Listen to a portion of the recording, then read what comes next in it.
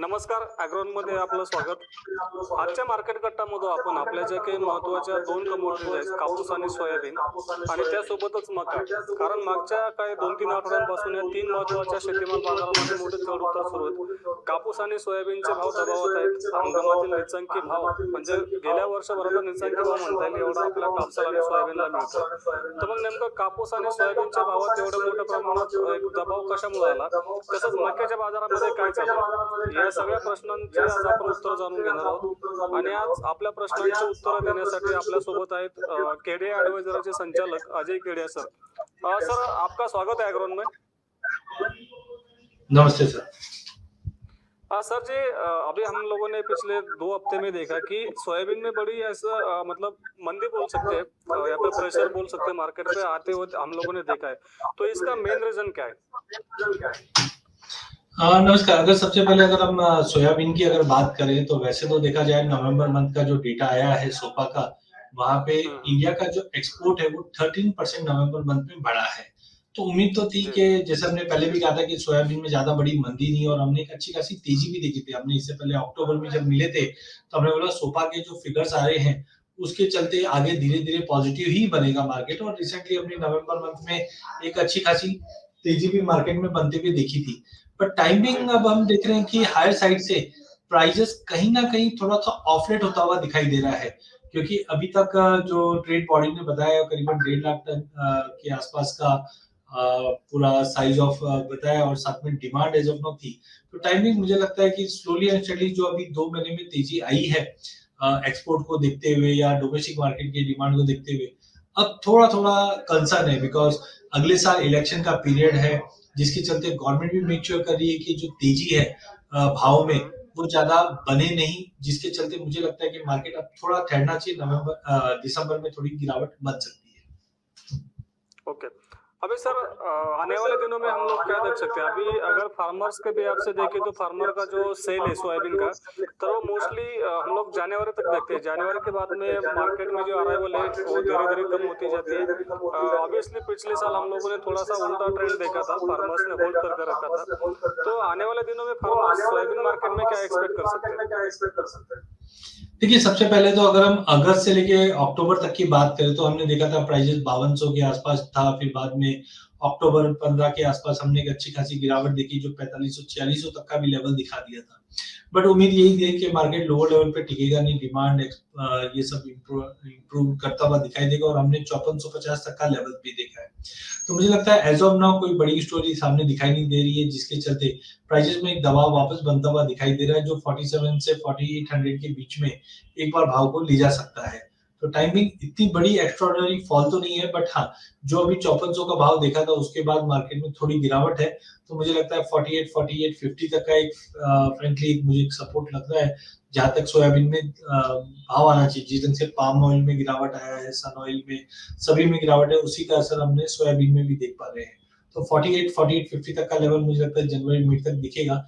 उसके बाद अगले साल सुपर एलिनो का पीरियड है, जिसके चलते सभी एग्री में सपोर्ट मिलेगा, जो मस्टर्ड को, सोया को, दोनों को सपोर्ट करेगा। बट 48-4850 का लेवल हम सोयाबीन में एक बार देख पाएंगे।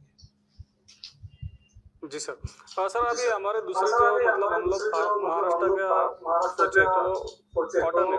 तो कॉटन में भी हम लोग देख रहे हैं कि नए सीजन जैसे स्टार्ट हुआ है तो कॉटन की प्राइसेस हम लोगों को 7000 के आसपास ही दिखाई दी है। तो कॉटन में अभी फिलहाल मार्केट में क्या चल रहा है? मतलब ऐसा प्रेशर क्यों है? देखिए, सबसे पहले काफी इम्पोर्टेंट कॉटन को समझना इसलिए भी है क्योंकि एक तरफ हम देख रहे हैं जो प्रोडक्शंस है, जो सीआई के नंबर्स है, वो काफी निराशाजनक रहे हैं इस बार प्रोडक्शन के नंबर, क्योंकि हमेशा हम देखते थे कि 340, 350, 330 तक की क्रॉप देखते थे। बट इस बार क्लियर कट सीआई ने कह भी दिया है कि 29.4 मिलियन बेल्स के आसपास का, 290 के नीचे या 295 के आसपास का इस बार प्रोडक्शन है, जो पिछले 3-4 सालों में सबसे लोवेस्ट लेवल है। बट उसके बावजूद प्राइसेस में तेजी इसलिए नहीं आ रही है क्योंकि पिछले एक साल के अंदर हमने फिजिकल मार्केट में या इंडियन रिटेल मार्केट में देखे तो कहीं ना कहीं पैसे की किल्लत या फिर एक रिसेशन का फियर दिखने लग गया है, जिसके चलते डिस्पाइट हमारा जो ओवरऑल डोमेस्टिक प्रोडक्शन कम होने के बावजूद भी भाव को सपोर्ट नहीं मिला। इनफैक्ट हरियाणा के बेल्ट में हमने पिंक बॉल वॉर्म का भी जो कंसर्न देखा था, जिसकी वजह से यील्ड में काफी सिग्निफिकेंटली फॉल आता हुआ दिखाई दिया, बट ग्लोबल कॉटन के प्रोडक्शन की बात करें तो यहाँ पे YOY 3.25% का जंप दिखा है, जिसके चलते इंटरनेशनल कॉटन भी लगभग 80-82 सेंट के करीब ही ट्रेड कर रहा है। बट मुझे लगता है आने वाले टाइम में धीरे धीरे कॉटन के प्राइस को सपोर्ट इसलिए भी मिलेगा क्योंकि अब रिसेशन से बाहर निकल रही है सभी इकोनॉमी। इनफैक्ट ये हफ्ते में फेड ने इंटरेस्ट रेट कट की भी बात कर दी गई है कि 3 इंटरेस्ट रेट कट करेंगे, जो दर्शाता है कि यूएस, यूरोप, चाइना ये सब इंप्रूव करेगा। तो टाइमिंग मुझे लगता है कॉटन के अंदर, जैसे मैंने पहले भी कहा था, एक दायरा बना हुआ रहेगा, बट लॉन्ग टर्म अभी भी मुझे तेजी का लगता है। जी सर। सर अभी हम लोग को मक्के के बारे में थोड़ी सी जानकारी चाहिए क्योंकि अभी फिलहाल गवर्नमेंट ने जो डिसीजन लिया था उसका यूटर्न भी लिया उसके ऊपर इथेनॉल के बारे में। तो मक्के का जो हम लोगों ने तेजी का एक्सपेक्ट किया था डिमांड बढ़ने की वजह से, तो आने वाले दिनों में हम लोग मक्के का मार्केट अभी कैसे एक्सपेक्ट करेंगे क्योंकि इथेनॉल का जो डिसीजन था शायद गवर्नमेंट ने वो पीछे ले लिया है। हाँ बिल्कुल, देखिए मक्के में हमने स्लोली एंड स्टेडीली प्राइजेस में जंप आते हुए देखा। हमने देखा गवर्नमेंट एमएसपी पे बाय की भी बात हो रही थी और आउटपुट भी थोड़ा सा रेज हुआ था, बट जो बायोफ्यूल की रिक्वायरमेंट है ये काफी इंपॉर्टेंट है। आज नो डाउट हमने देखा थोड़ा बैकस्टेज जरूर गया है, बट मुझे लगता है कच्चे तेल में जिस ढंग से पिछले 2-3 सालों से अचीव कर वॉलिडिटी है, तो ग्रीन फ्यूल के तौर पे चाहे हम शुगर की बात करें, चाहे मक्के की बात करें, चाहे पाम की बात करें, इनकी जो डिमांड है वो ग्लोबल मार्केट में कंटिन्यू बढ़ते हुए दिखाई दे रही है। तो जो ब्लेंडिंग है एथनॉल की 25-26 में 20% तक अचीव करने का टारगेट है, वो मुझे लगता है कि गवर्नमेंट मेक श्योर करेगी उसको दिखाने में, जिसके चलते ऑलरेडी हमने देखा मेज प्रोक्योरमेंट की एक्टिविटी भी बढ़ते हुए दिखाई दी है। तो ओवरऑल मुझे लगता है टेम्पररी गवर्नमेंट के स्टेप से थोड़ा बहुत प्राइजेस कूल ऑफ कर सकता है, बट ये हफ्ते में मैं राजस्थान था और वहां पे पोल्ट्री इंडस्ट्री की डिमांड जो है वो अब रिवाइव कर रही है। तो मक्के का सबसे बड़ा जो खपत है, हम देखते हैं कि फीड इंडस्ट्री के लिए जाता है, तो आई थिंक वहां से डिमांड आगे कंटिन्यू मेंटेन रहेगी, जिसके चलते प्राइजेस को सपोर्ट मिलेगा। तो जैसे मैंने फिजिकल ट्रेडर से भी बात की, तो ऑल आर एक्सपेक्टिंग के समझो 2700-2800 तो लेवल आराम से दिखा देगा। तो मुझे कोई एक्स्ट्राऑर्डिनरी बड़ा फॉल नहीं दिख रहा है। नो डाउट बायोफ्यूल को लेकर जो एथनॉल की पॉलिसी के ऊपर जो स्टेप बैक हुआ है, उसका असर जरूर थोड़ा बहुत प्राइजेस पे दिखेगा, बट कोई एक्स्ट्राऑर्डिनरी बड़ा फॉल नहीं दिखाई दे रहा है। मक्के में भी तेजी कंटिन्यू मेंटेन रहनी चाहिए। जी सर। सर अभी हम लोगों ने फंडामेंटल्स के बारे में बहुत सारा डिस्कशन भी किया। अभी हम फार्मर्स का एक ही क्वेश्चन रहता है कि भाई हमारे हाथ में तो अभी माल है, तो हम लोग आने आने वाले दिनों में हम लोगों को क्या देखने मिल सकता है। तो थोड़ा सा सोयाबीन के बारे में फार्मर्स को मतलब क्या एक्शन लेना चाहिए या फिर आने वाले दिनों में मार्केट क्या दिखना चाहिए, प्राइस रेंज क्या एक्सपेक्ट कर सकते हैं। सबसे पहले प्राइस रेंज की बात करें तो सोयाबीन अब 5,000 के ऑलमोस्ट करीब ट्रेड कर रहा है। हमने हाई में 5450 का लेवल भी देखा, नीचे में 4600 का लेवल अक्टूबर में भी देखा। तो ब्रॉडर रेंज तो डिसाइड हो चुकी है, बट आने वाले अगला 2-3 महीना काफी क्रूशियल है, बिकॉज मस्टर्ड में भी आज सुबह भी मेरा बात हो रहा था कि उतारे में थोड़ी सी खराबी आ सकती है, क्योंकि हीट इस वक्त काफी है, जिस ढंग से ठंड होना चाहिए तो पूरे मार्केट को सपोर्ट मिलेगा। बट हाँ, अगले महीना 1.5 महीना मुझे लगता है प्राइजेस कंसोलिडेट करता हुआ दिखाई देगा, जो 5250 के ऊपर नहीं जाएगा और नीचे में मुझे लगता है 4750 से 4800 तक का सपोर्ट है। वहां पे सोयाबीन एक बार मिलता है तो वहां पे री एंट्री करनी चाहिए या फ्रेश बाइंग करके चलना चाहिए। तो टाइमिंग महीना 1.5 महीना प्राइजेस साइडवे टू नेगेटिव है, जो 4800 तक का लेवल दिखा सकता है। जी सर। और सर कॉटन में देखिए, कॉटन में पिछली बार भी मैंने कहा था कि मेरा व्यू काफी तेजी का है और हमने देखा भी कि सितंबर में एक बार प्राइजेस 62,000 एमसीएक्स कॉटन कैंडी का भाव दिखा दिया था, बट सस्टेन नहीं कर पा रहा है। रिसेंटली हमने नवंबर में देखा था प्राइजेस 55,000 का लेवल भी दिखाया और अब प्राइजेस 56,500 के करीब ट्रेड कर रहा है। कहीं पे भी कोई पॉजिटिव अपडेट आता हुआ नहीं दिखाई दे रहा है।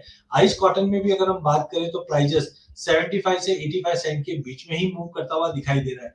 No doubt China would be a big important figure, because फरवरी में चाइनीज न्यू ईयर है, तो जनरली हम देखते हैं उससे पहले सोया, मस्टर्ड, सोया, कॉटन, इन सब में बाइंग आ जाती है। तो कॉटन कैंडी M6 की अगर बात करें तो मुझे लगता है जो दायरा रहेगा वो 55,500 के नीचे नहीं जाएगा, और हायर साइड की अगर हम बात करें तो 59,000 तक का लेवल कॉटन कैंडी में मिल जाएगा। वहीं आइस कॉटन की अगर बात करें तो 78 सेंट के नीचे जाता हुआ नहीं दिखाई दे रहा है। ऊपर में ध्यान रखिए, अगर 84 सेंट का लेवल ब्रीच होता है तो हम फिर से 88-89 सेंट तक का लेवल दिखा देंगे, बट कुल मिला के काउंटर स्ट्रॉन्ग रहेगा। जी सर। मतलब हम लोग एक्सपेक्ट कर सकते हैं कॉटन में भी कि आगे जाके प्राइसेस बढ़ सकता है।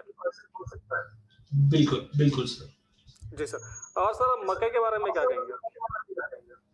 बिल्कुल, मक्के से पहले मैं कॉटन में एक चीज और ऐड करना चाहूंगा। देखिए, सप्लाई साइड तो काफी कंसर्न है मार्केट में, लेकिन डिमांड भी पिकअप नहीं कर पा रहा है, और डिमांड हम देखते हैं काफी चंचल होती है। अभी तो नहीं है, बट कुछ भी एक्टिविटी बढ़ी तो बढ़ जाएगी। तो मुझे लगता है कॉटन डिमांड के लिए वेट कर रहा है, सप्लाई साइड तो काफी कम है। थोड़ा भी डिमांड का ट्रिगर मिल जाता है तो कॉटन में जमा है। अब आ जाते हैं मक्के पे। तो मक्के में हमने रिसेंटली देखा था कि जून में भाव करीबन 1800 था, तो काफी कंफर्ट लग रहा था सबको। But slowly and steadily prices ने रिकवर करके अगस्त से लेकर अगर नवंबर तक की बात करें, तो प्राइसेस लगभग 2000 से 2100 के बीच में ट्रेड करा था। बट जिस ढंग से एथनॉल की स्टोरी स्टार्ट हुई है, प्राइसेस में तेजी बनी और 2200 का लेवल हम क्रॉस कर गए थे। रिसेंटली जो मैंने पॉलिट्री इंडस्ट्री से बात की, फीड इंडस्ट्री से, उनका भी मानना है कि धीरे धीरे डिमांड आगे इंप्रूव होगा, जो प्राइसेस को सपोर्ट ही करेगा। तो मुझे लगता है दायरा जो रहेगा वो 2040 2050 का सपोर्ट रहेगा, वहां पे लेके चलिए। हायर साइड पे अगले 2 महीने की अगर बात करें तो 2450 से 2500 तक का लेवल बैर मिनिमम हम मक्के में भी आते हुए देख पाएंगे। स्ट्रक्चर चार्टिकली काफी स्ट्रॉन्ग है, पॉजिटिव है। जी सर। और सर आपका कोई मतलब अपील फार्मर्स के लिए?